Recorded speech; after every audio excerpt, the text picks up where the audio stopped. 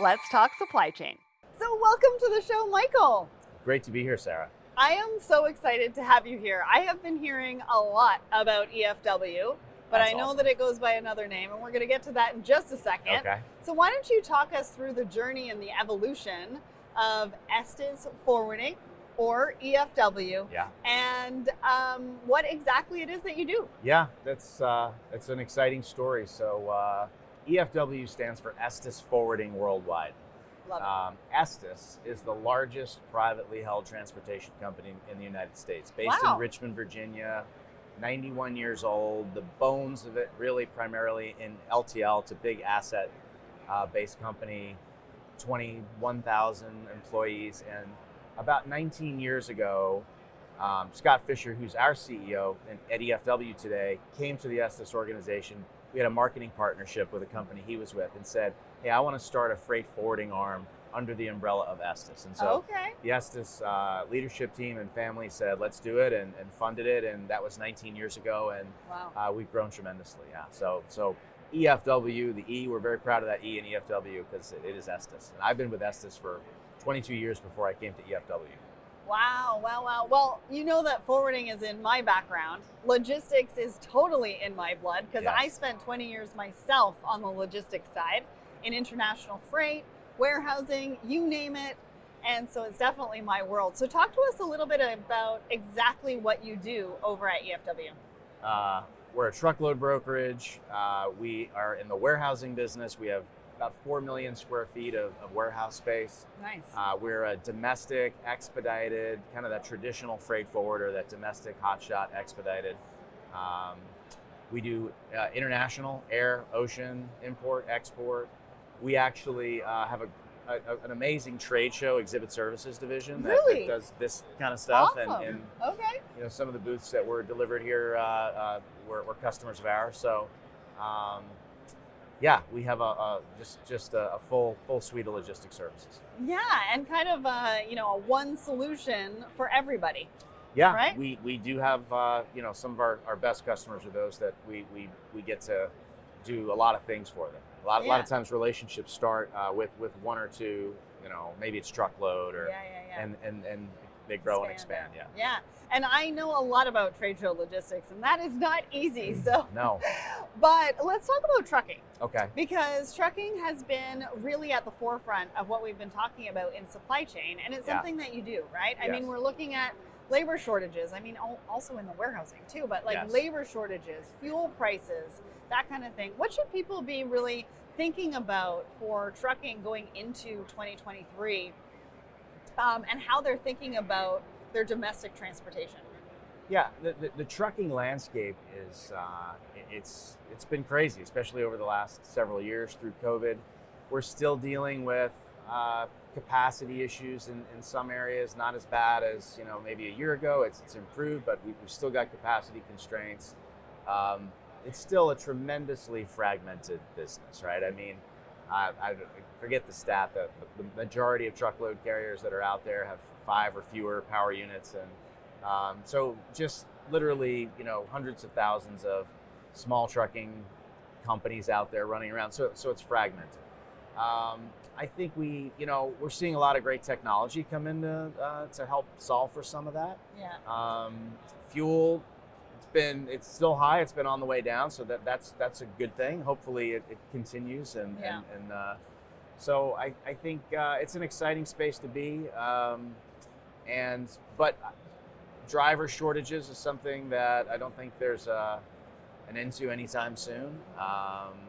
Looking for ways to solve for that too. It's all part of the capacity challenge we've got.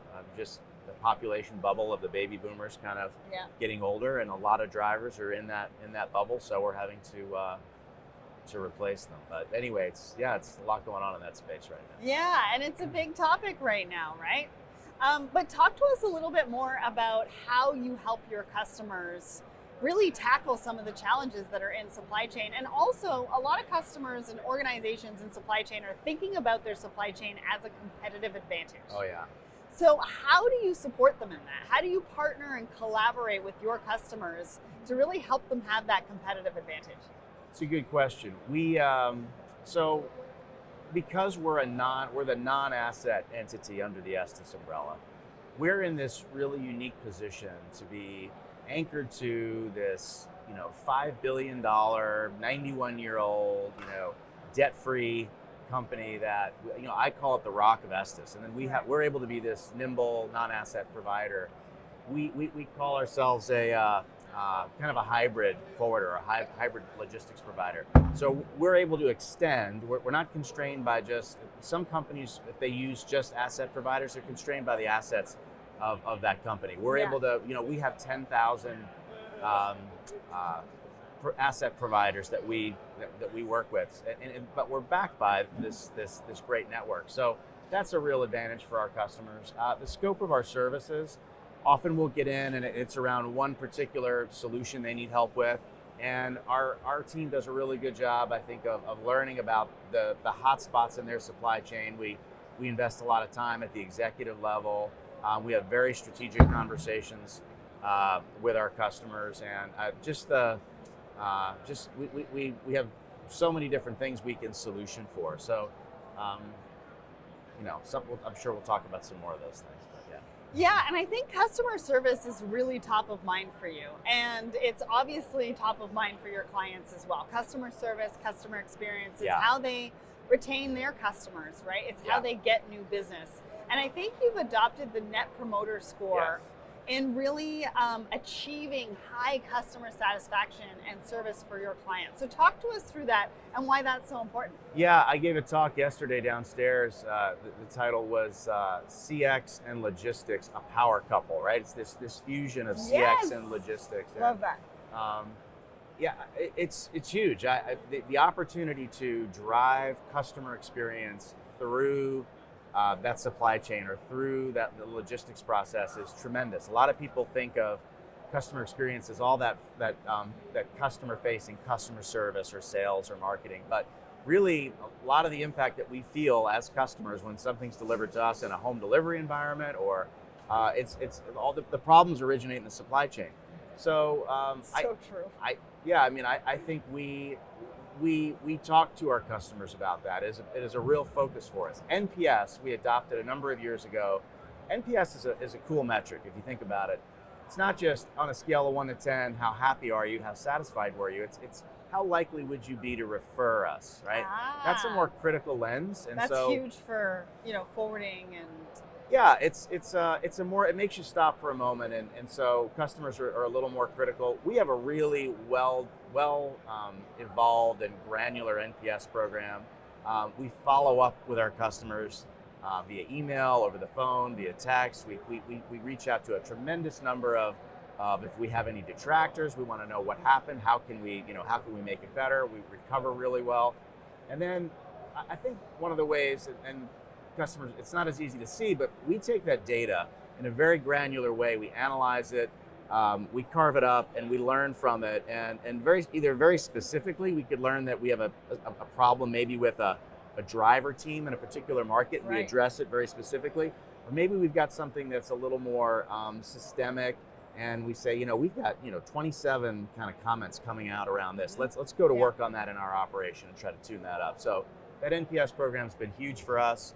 And we'll do even custom NPS surveys at the account level or customer level or within one of their divisions, so we can be very flexible with it. And I even, it's so important to us. Our customer experience leader is here with us today, and he's at the show. And a lot of the folks that have come by the booth have had a good time talking to him, and he's all about it. So well, and you can be proactive rather than reactive. Yes. When a challenge arises, which I think is really, really big, especially in supply chain, and that's what clients really want to be able to rely on you for. Yes. Right? Yes. Because they want to be proactive instead of reactive, and it, like you said, it's like a domino effect, and what everybody does from one end of the supply chain to another really affects each other. Oh, there's no question. It's all linked together. I mean, just supply chain's full of bottlenecks and full of opportunities for things to go wrong. Yeah. They do go wrong, and I think great partners, logistics providers are ones that try to get ahead of that, try to learn why did that happen last time, and let's avoid it in the future. But when it does happen, they also recover very quickly. So Yeah. All really, really key points. Now let's talk about e-commerce. yeah. What do you do in the e-commerce space? What are some of the challenges that you've seen? How are you seeing it evolve? Like, what are your customers asking for now that maybe they didn't ask for before? E-commerce is, over the last few years, we all know e-commerce has just been crazy. It's been explosive. I mean, COVID, people that would buy, a case for their iPhone 3 years ago, and that was it, are now buying a sofa online. And we've leapfrogged. I don't know what the number is, but 9 years, I think, in e-commerce. So you had companies that weren't e-commerce retailers that had to be all of a sudden, otherwise they were kind of out of the game. So a big challenge for our industry, I think, has been with that explosive, tidal wave of e-commerce demand. How do we deal with it? And then all these companies that maybe weren't ready for all that demand, how do they deal with it? So, we have we've scaled up. We have our e-commerce practice was pretty healthy to begin with. Fortunately, there's some really large retailers that we are the exclusive e-commerce home delivery provider of heavy goods or big and bulky items. We're here because we're heavily invested in that space. It's something we do really well. We've got a dedicated control tower in our operations team that does nothing but that. We've invested in a ton of technology. Our NPS program is really geared, and it was kind of hatched in to support that whole e-commerce practice. So it's a big space for us. Well, and let's also talk about the warehousing side of that, Yeah. right? You mentioned that you've got 4 million Yes. square feet. Yes. And I would assume that's around the US. Yes. But if you can tell us specifically the locations, but also I understand that you have the ability to flex and scale with your customers. So talk to us a little bit about that and how that's been helping your customers as well. Sure. Yeah, we do. We have just around the 4 million mark. We have a lot of space in the Greensboro, the North Carolina area. We're in Savannah. We're in the Harrisburg area.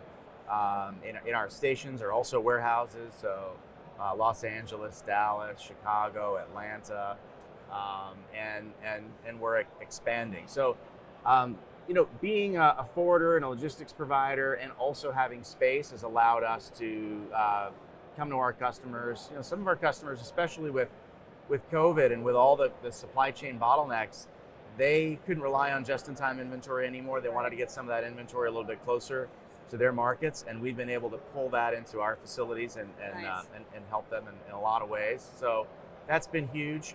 When we don't have the space, and because warehouse space right now is in such high demand, short supply, It is. we have partners that we can flex into. Okay. We've been able to do that very successfully and acquire space pretty quickly. And we're very actively looking at new markets to open. So I think a lot of our transportation clients who weren't necessarily considering us as their warehouse provider, when they learned we had that capacity, we're very excited to be able to, because then we're a little more integrated, right? We already have their trans part, so we can offer Well, them space. and it goes back to competitive advantage. Yeah. Right? When you work with a partner that has the capability to be able to flex and scale with what you need. And we all know there's peak season, right? Yes. We've got peak coming season. right around the corner. I know, we got peak season, we've got slower months and all that kind of stuff. So it's really good to have a partner like that. Now, what do clients come to you with first? Like, what does the onboarding process look like? Yeah. Are they coming to you because of your trucking services? Are they coming to you for forwarding first, maybe warehousing? What does that look like? Yeah, it's a good question. Be interesting to see the data. Anecdotally, what I can say is we might meet a client because they come to us with an RFP for some truckload lanes. Okay. We might meet them because one of our salespeople, starts talking about trade show, and we become a trade show provider. So it often starts with a smaller, more focused solution. And then as we get to know them, they get to know us, we build trust, and we expand into all the modes that we offer. It's also not uncommon for us to go in our sales process. We try to be very diagnostic. I talk a lot about, we don't want to be stockbrokers trying to sell something. We want to be certified financial planners trying to understand where you're trying to go. Okay. So kind of like certified logistics professionals. That's how it should feel to do business with us. Yeah. So when we go in and we meet, could be like here, maybe a large retailer, we'll sit down and have kind of that end-to-end conversation see where we might be able to help. We're probably not going to be able to solve every problem, but usually there are a number that we can. So I would say it's across the board how they come to us, but often what we see is those relationships expand as we prove ourselves and trust develops, and the customer has more need. And understanding their goals and what Yes. they want to see from their supply chain, and sort of working from there on how you can really help them. So if I'm sitting in the audience, what do I look like as an ideal client for you? It's a good question. Our ideal clients want to come to the table in earnest and have good strategic conversations. Openness. Our best clients it feels like we work there and they work with us. It's just when you're sitting at the same table, it's collaborative. And so I would say those relationships are the ones where we tend to be the best solutions provider for the client. They're profitable. We were able to save them money. We can ring all the bells. And the way we do that is openness. I think there's this tendency, everybody's busy, there's procurement, a lot of things run through RFPs, and RFPs they're not going away. But I said it downstairs in the customer experience talk yesterday. Even if you run an RFP, I encourage you to really allow your logistics provider to have a good diagnostics, sales conversation. Like really allow for that kind of discovery. And our ideal clients probably start that way. If they don't start that way, they eventually, we get into those conversations. So, and where we do multiple modes, I think we love it, obviously, if you expand into more of our portfolio. But when we see more of what you do and how you do it, and we build that understanding, we kind of build our mental map of how your business works. It makes us a better partner and better solutions provider. So that is so true, and I love that you said that. Now, paint me a picture of how you've worked with a customer. What was the challenge that they came to you with? What was the solution that you provided? And what was the benefit and ROI? We had a pretty interesting case, and it's sort of COVID related. So we have a large home fitness company, and everybody, there's a lot of people right now probably still hanging their clothes on the home fitness equipment they bought during COVID. So we got this customer pre-COVID, and they were shipping out of one location. They had just turned the corner into e-commerce. They really were more of a commercial brand, and they had like a lot of, figured out how to create an e-commerce and a home brand. And so they partnered with us, and then COVID happened.